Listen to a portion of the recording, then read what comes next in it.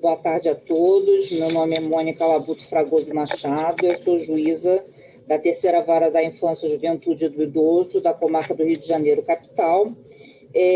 Sou juíza da infância e do idoso, porque aqui no Rio de Janeiro as varas são conjuntas, e a pedido dos meus amigos e meus colegas do Rio Grande do Sul, vamos falar sobre o tema de adoção internacional.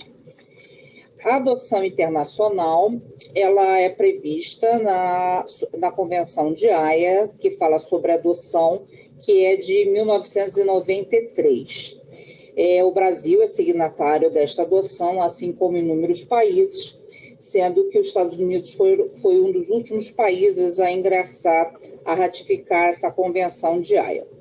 O Estatuto do Adolescente da década do ano de 1990, ele já prevê a possibilidade de adoção internacional, mas é com a Lei 12.010/2009 que o Estatuto da Criança e do Adolescente passa a inserir em seus inúmeros artigos toda a definição sobre convenção sobre adoção internacional.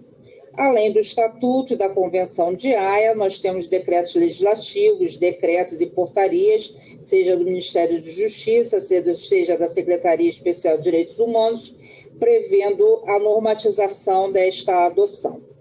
A adoção internacional, ela tem que ser feita uma parceria entre a Vara da Infância e a Comissão Estadual de Adoção Internacional, que cada estado possui uma, os nomes são diferentes de estado para estado. No caso do Rio de Janeiro, chama Comissão Estadual Judiciária de Adoção Internacional, com a sigla CEJAI. Alguns estados adotam outra sigla, alguns estados têm essa comissão associada à própria coordenação de infância, e isso vai variar de estado para estado.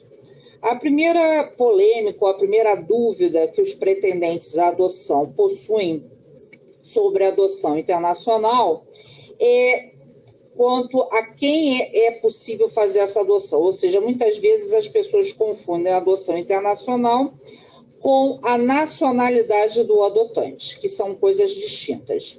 Então, quem pode fazer adoção internacional? Qualquer pessoa que reside fora do Estado nacional, no Brasil, no caso, no nosso exemplo, que mora num estado em que seja signatário da Convenção de Haia.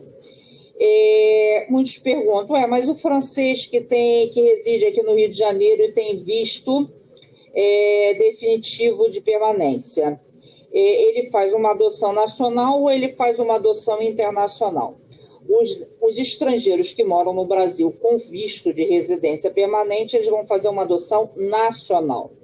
Por sua vez, os brasileiros que residem no exterior, com visto de permanência no exterior, eles vão fazer uma adoção internacional. Essa dúvida é muito comum, muitos brasileiros moram nos Estados Unidos ou na Europa e, às vezes, pretendem fazer uma adoção nacional, o que não é possível, né? Eles vão ter que fazer uma adoção internacional e se adequar às regras da adoção internacional. Bom, então, essa questão do que é uma adoção internacional, que diz respeito ao local de residência e não à nacionalidade, ela vem prevista no artigo 2º da Convenção de Haia e, posteriormente, também no Estatuto da Criança e do Adolescente, nós temos uma norma expressa sobre a questão de que não se deve confundir a nacionalidade do pretendente com a sua residência, que é o que vai reger as normas da adoção internacional.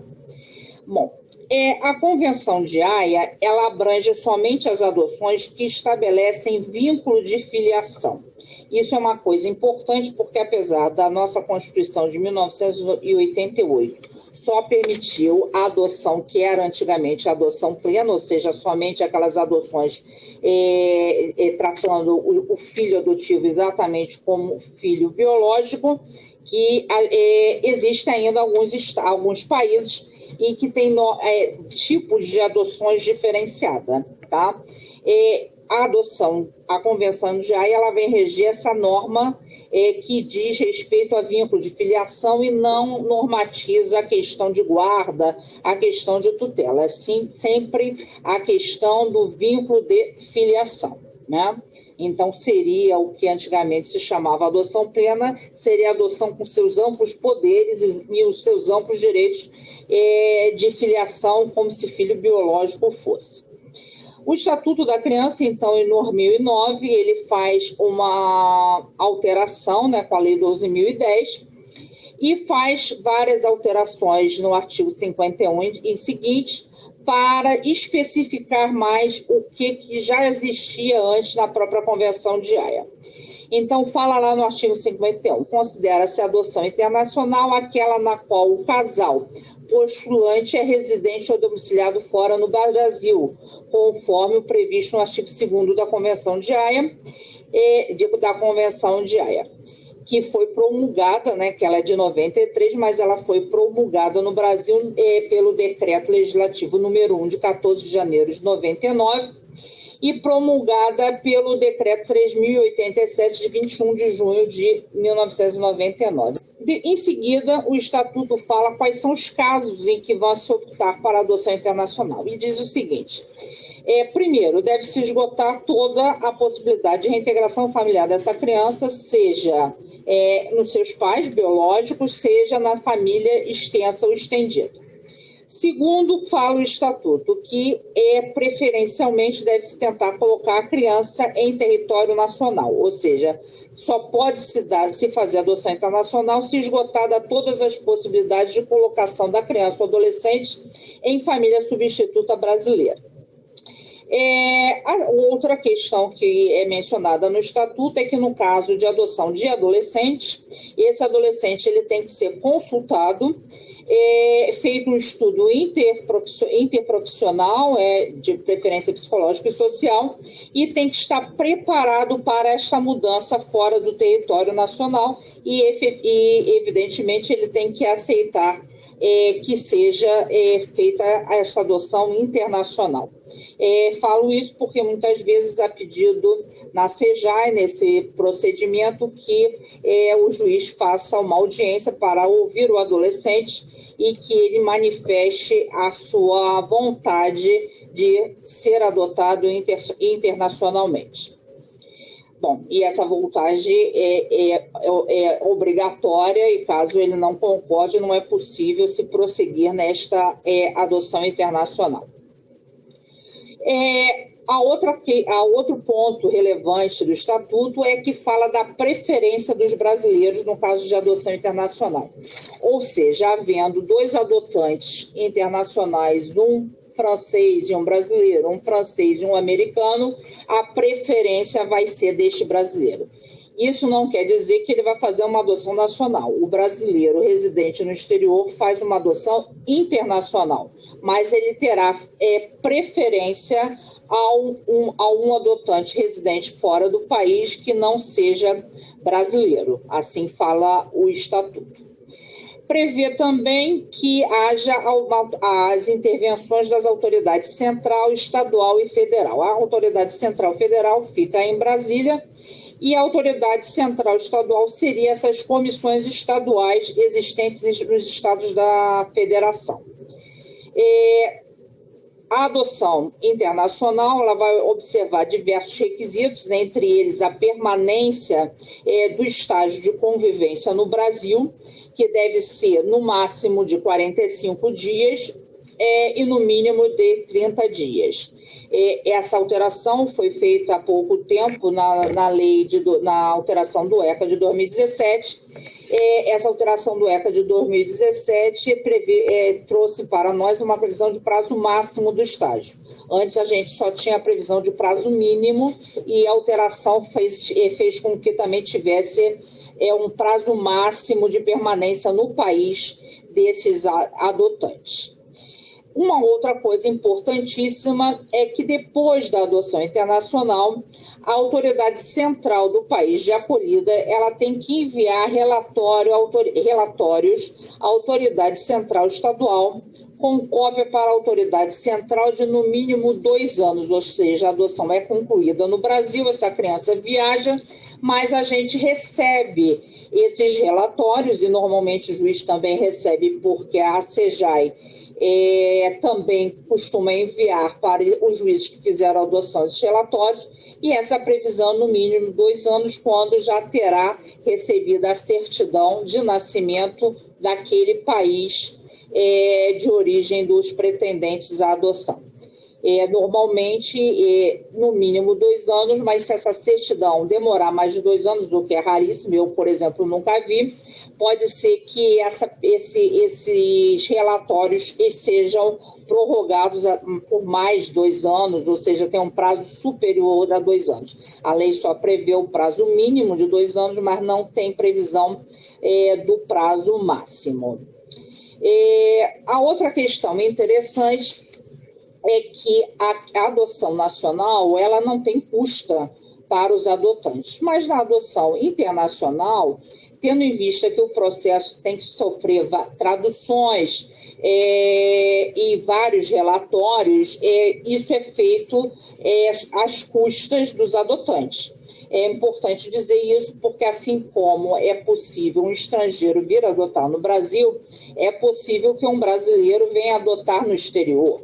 E hoje a gente tem recebido alguns brasileiros querendo fazer adoção em Índia, Vietnã e outros países, caso em que eles terão que arcar com esses gastos de tradução de documentação, entre outros gastos, como, por exemplo, a viagem internacional, a permanência no país de onde a criança se encontra. Lembrando que, mesmo nesses casos, só está se fazendo adoção nos países que fizeram a ratificação da Convenção de Haia.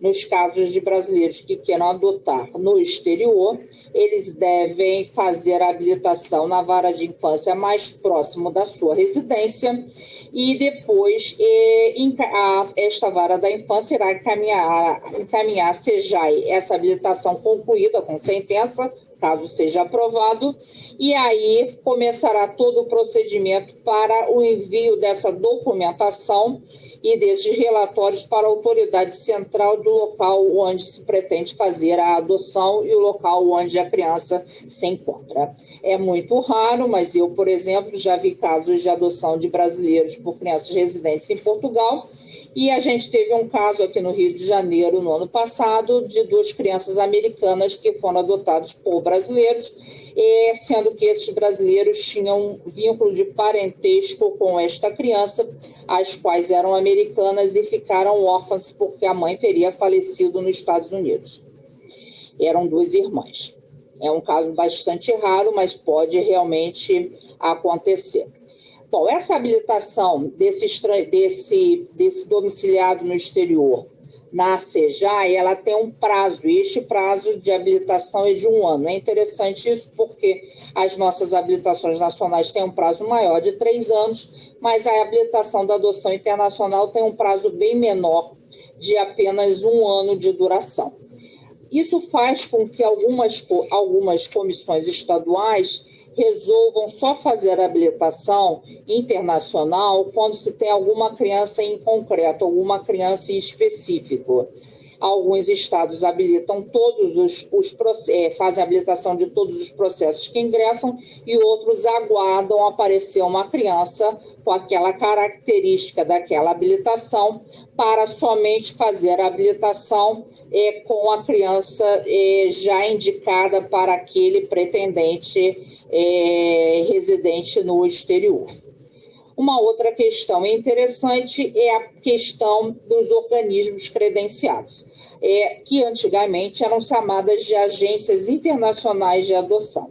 O Brasil, a Autoridade Central Brasileira, ela faz esse credenciamento desses organismos estrangeiros que vão não só ajudar e facilitar a adoção internacional, como a sua principal função é o envio de relatórios após a adoção para a Autoridade Central Brasileira e para a Autoridade Central Estadual. Então, esse credenciamento desses organismos, que eram antigamente chamados de agências, é feita em Brasília, e nós recebemos a listagem dos organismos que estariam devidamente credenciados para atuar no Brasil.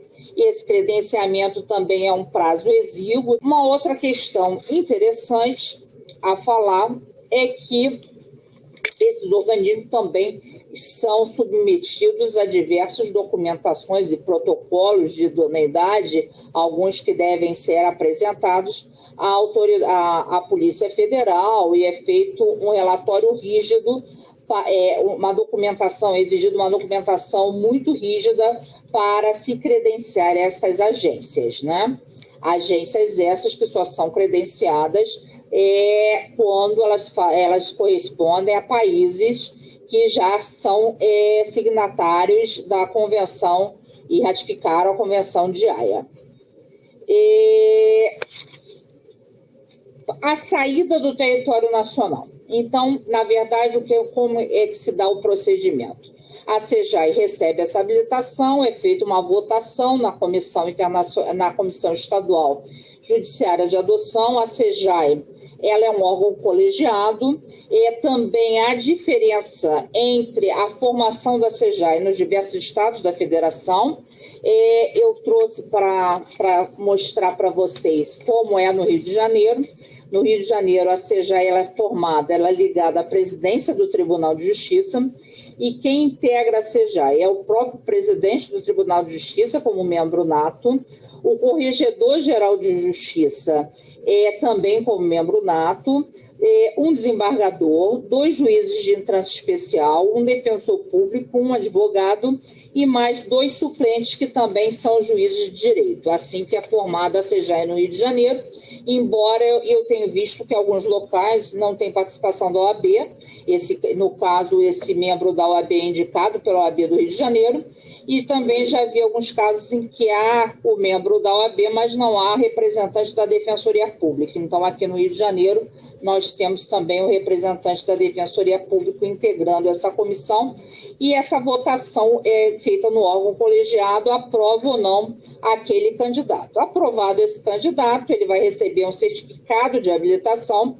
e vai poder fazer a adoção, e vai ser indicada a criança, vai ter que ser remetido tudo ao país de origem, e uma vez tudo sendo aprovado, ele vai iniciar o processo de adoção em cada uma das varas de infância e da juventude, com a documentação, a principal documentação é o certificado de habilitação da CEJAI, né?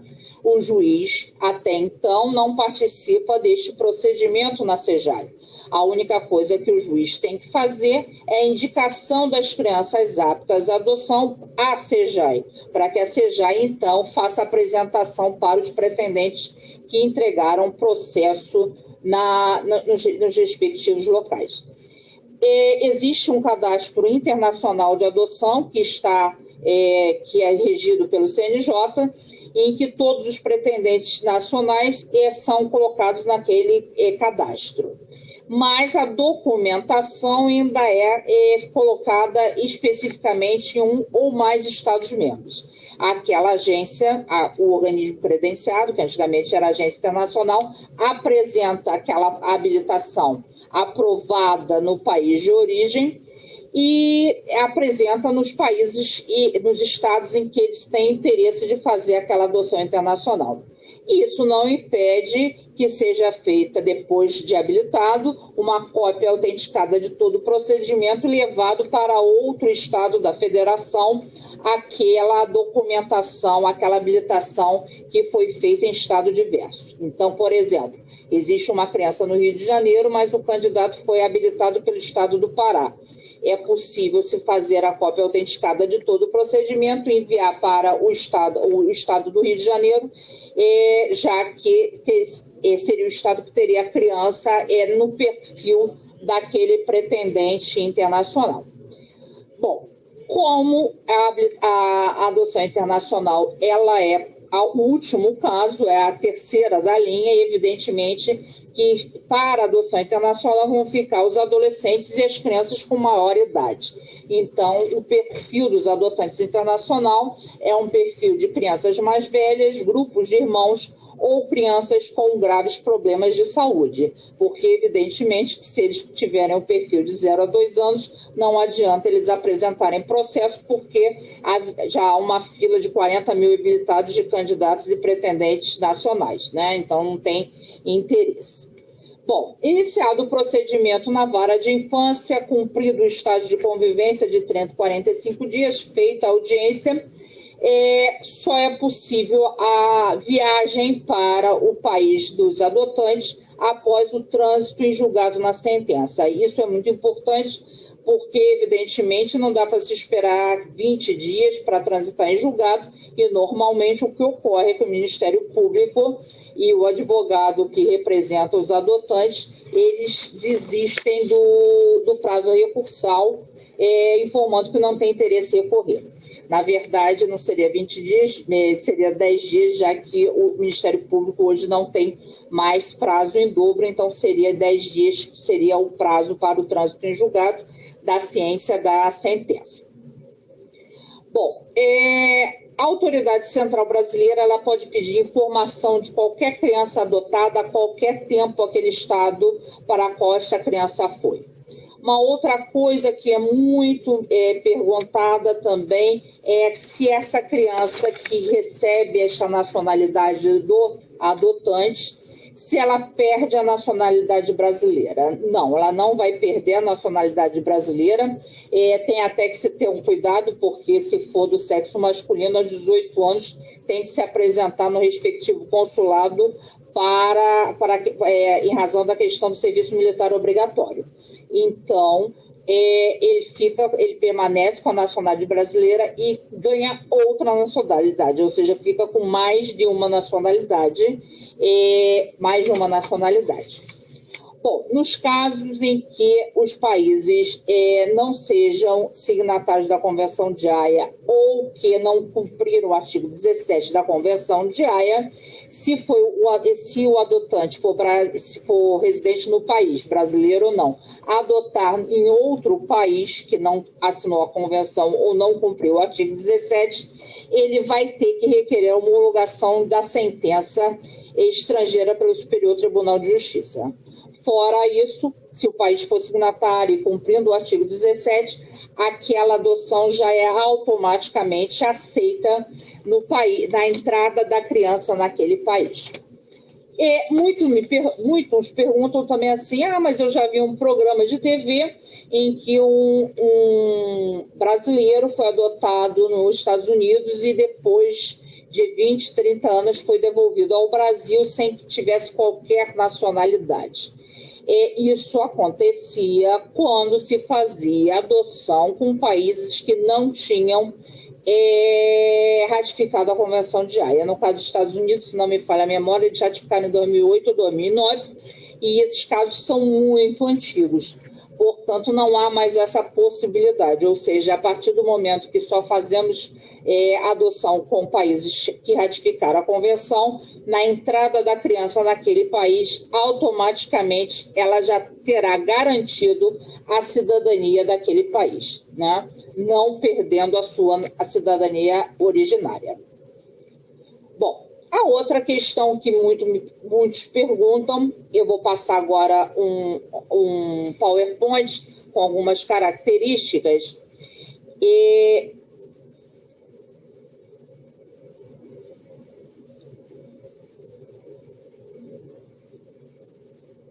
Bom, muitos falam da questão, mas eu já soube de casos em que uma criança de 2 anos foi feita adoção internacional. Como é possível se temos habilitados nacionais na fila? A questão está aí, no grupo de irmãos. Nós temos no Brasil casos de grupos de irmãos de 4, 5, 6, 7, 8 irmãos, e o artigo 28 fala claramente que a preferência é da colocação conjunta dos irmãos. Então, se nós temos um grupo de 4 irmãos, um de 2, um de 4, um de 10 e um de 15, se esses irmãos forem adotados juntos, haverá preferência da adoção internacional da nacional. Ou seja, a divisão de irmãos não está na frente da adoção internacional. A preferência é sempre os irmãos ficarem juntos. Se não é possível ficar junto, aí tem que se tentar o desmembramento. Então, os casos de crianças pequenas que vão para o exterior são sempre casos em que normalmente possuem irmãos e irmãos adolescentes, que fazem com que seja preferida a adoção internacional do que a adoção nacional. Também vou mostrar para vocês a tela dos organismos credenciados hoje no país. Nós temos no país hoje 15 organismos credenciados, sendo que um organismo credenciado ainda está em renovação de credenciamento, que é um organismo da Itália. Vocês vejam que a maioria dos organismos credenciados são italianos, que é quem faz mais adoção com o Brasil. A outra tela que eu vou passar é do novo CNA. O novo CNA diz o seguinte: primeiro, o juiz vai tentar fazer a adoção nacional. Não conseguindo pretendente nacional, ele vai ter que tirar uma certidão no sistema de que não existe candidatos aptos à adoção nacional. Em seguida, ele deve clicar, por isso que eu coloquei para vocês a tela, que essa criança está apta à adoção internacional. Por quê? Depois que ele enviar a comunicação à SEJAI, não é possível que continue a haver cruzamento de dados com o cadastro nacional. Para não ter confusão, imagine, você manda toda a documentação para a SEJAI, é mandado isso para os organismos credenciados, encontra-se a família, e aí depois, quando a família está chegando no Brasil, se viu que a pessoa está vinculada a um pretendente nacional. Então, é feita essa busca. Depois que não encontrou a busca, o juiz deve clicar que a criança está apta à adoção internacional, impedindo, assim, vinculações automáticas do sistema com pretendentes nacionais. Bom, eu queria falar com vocês que vocês não devem ter medo de adoção internacional, porque é muito melhor a criança ficar numa família, seja no Brasil ou seja no exterior. A questão da família não tem fronteiras. Eu já fiz mais de 100 adoções internacionais, acho que já devo ter feito mais ou menos umas 120 adoções internacionais, acompanho esses casos, então eu vou trazer para vocês alguns exemplos, claro que não vou trazer os 120, de adoções que foram feitas aqui no Rio de Janeiro. Evidentemente que isso variou muito com o tempo, né? Porque antigamente, essa é uma adoção, por exemplo, de 2009, em que foram 3 irmãos para a Itália, e o mais velho, se não me engano, tinha 9 anos. Mas isso foi há 12 anos atrás, né? 12 anos atrás, ou 12, 11 anos atrás. E naquela época não havia pretendente no Cadastro Nacional de Adoção para criança de 9 anos. Hoje, provavelmente, esse caso seria de adoção nacional, né? Então, isso é uma foto de 2015, o Gabriel já está na universidade, eu acompanho, troco mensagem com várias crianças que saíram e foram para o exterior, não só mensagem, como eu fui a Roma no ano de 2019, encontrei com mais ou menos 30 crianças que foram adotadas, várias delas já adultos e com mais de 20 anos de idade. Então, essa família Picorrello, e essa daí é uma foto de 2009 e de 2015. A outra seria a família do Bonizato. A família do Bonizato foi uma questão interessante porque eles fizeram 3 adoções no Brasil e 3 adoções separadamente. Nenhuma dessas 3 crianças são irmãos biológicos. Eles vieram primeiro adotar Renan. Renan tinha apenas 6 anos de idade, mas era portador de deficiência física, era portador de deficiência mental e portador do vírus HIV, que na época era muito difícil encontrar adotantes. Depois eles vieram em 2011, adotaram o Matheus já com 10 anos de idade, numa outra comarca, não foi comigo. E depois, em 2017, eles adotaram o Jadson com 14 para 15 anos de idade. Hoje joga lá, é jogador na Itália, ainda menor de idade, está com 17 anos de idade, mas com bastante sucesso lá no mercado de futebol da Itália. Acredito que a gente verá Jadson já na seleção. Família Bonizato. Família Tomazini adotou 4 crianças, né, um grupo de 4. A mais velha com 11 para 12 anos, isso em 2010, portanto, há 11 anos atrás. Encontrei com eles em 2019, só não encontrei com a Tainara, a mais velha, porque ela estava na faculdade. E essa é uma foto de 2019, onde eu encontrei com os 3 irmãos desses 4 irmãos. Mas, inclusive, a Tainara, que era a mais velha, ainda morava com os pais, mas estava com um compromisso da universidade e não pôde ir no encontro, porque, na verdade, esse encontro foi em outra cidade. Eu não fui na mesma cidade que eles moravam. O outro caso, família Belmori, que mora em Roma, também 3 irmãos que foram adotados e moram em Roma. Essas fotos são um pouco mais antigas. Hoje, o mais velho já possui mais de 18 anos. Família Matazini, também foram 3. Essa é uma foto mais nova, uma adoção de 2018. 3 crianças que também foram para a Itália no ano de 2019. No caso, crianças órfãs.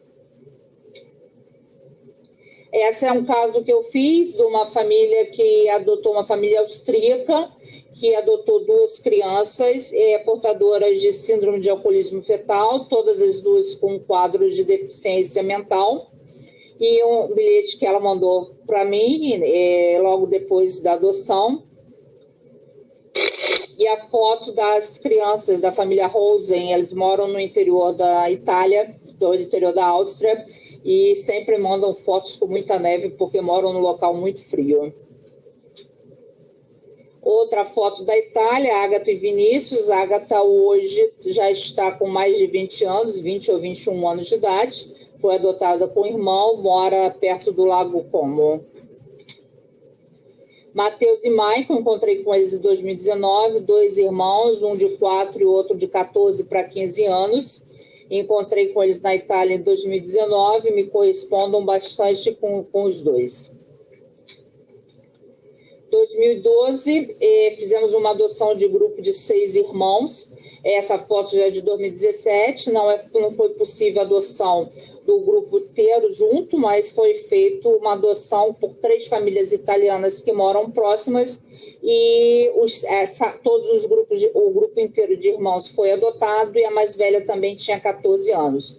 E a foto já é de 2017, do encontro. Eles faziam um encontro muito habitual, até porque o meio de locomoção na Itália é muito bom e conseguem os irmãos se reverem constantemente.